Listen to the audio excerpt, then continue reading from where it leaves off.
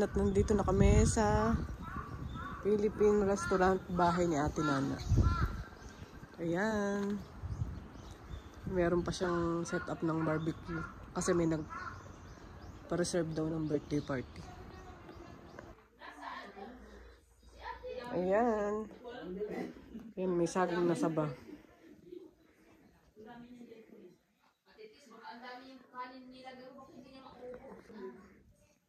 Pumunta na. Oo.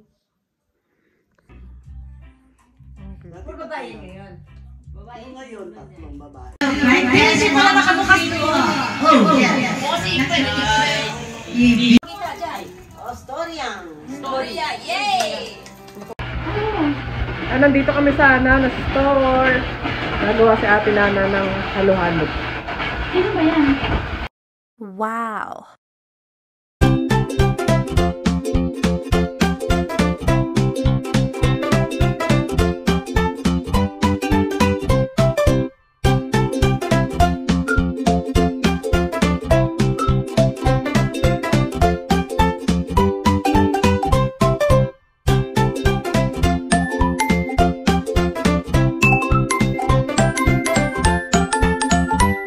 Hindi ko kaya.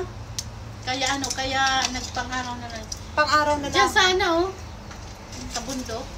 Hindi, pag hindi ko na Pag hindi mo na kaya, diyan ka na. ano dyan eh? 4 na oras. Sige, Yan, doon. No problem. Ayan.